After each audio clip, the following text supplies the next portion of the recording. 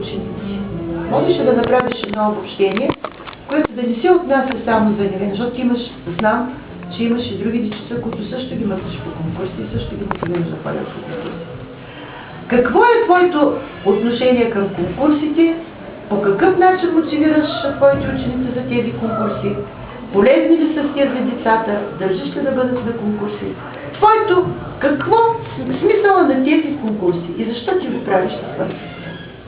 Разбрали какво искам да ви споделиш. Както искаш така започни. По какъвто начин искаш да изкажи. Ако нещо се чувства дискомфортно, ще почнем от началото, ще върнем. Това не е на живо. Гледай на сандвичка. Ела тук не е на живо. Готови би? Давай.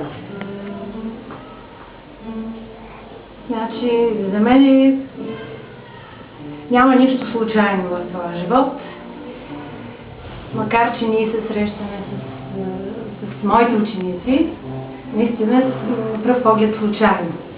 Но после това се оказва предопределено. Ти вземаш едно дете, виждаш го така парче месо и започваш да дишаш и да растеш с него. И това не е един месец, не е една година, понякога това трябва 12-13 години. Зависи как ни тръгне живота. Колкото повече си с един човек, толкова той ти става твоя кръв, твоя плът. Някак ти се учиш от него, възпитавайки го. И учиш го не само на професионализъм, той ти учи на много неща, защото за мен всяко следващо поколение е по-висша степен. И аз винаги съм така била отворена към децата и към по-младите хора от мене и съм се опитвала да науча нещо от тях за себе си, да се обогатя. И по същия начин, както ние си живеем като едно голямо семейство, това трябва и тук на урок, това трябва и в къщи, било чрез телефонен разговор, било чрез личен контакт, било чрез ходене на концерт и споделяне на общото впечатление. Много пъти сме се карали, спорили сме, всеки е доказвал своята истина. И в крайна сметка един човек, който усеща сила в себе си, това израстване, той самия пожелава да отиде на друго, ново място и да получи нови впечатления. Дали те ще бъдат от нови авторитети или от новите места или от новите хора, с които ще се срещне. Значи това е пак един огромен житейски опит за мен.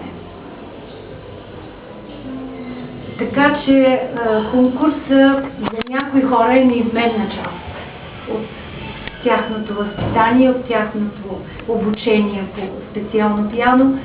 За други е нещо, което би могло и е пожелателно. Всеки избира сам за себе си. Аз се опитвам да ги следвам в пътя, по който те са си избрали и ако могат с нещо да им бъда полезна, леко направлявайки. Защото в една такава млада възраст човек има много пътища. Това е един кръстопът, значи ти можеш да избереш тук. Зависи кое ще ти хареса. И ако видя, че музиката е неизменна част от тяхното всекидневно дишане, всекидневно така, точно дишане процеса, нали? Те не могат без нея, значи аз им дават път към сцената. Ако не, те се възпитават да бъдат добри педагози, или просто да бъдат добри просветители, или просто да имат една невероятно добра обща култура.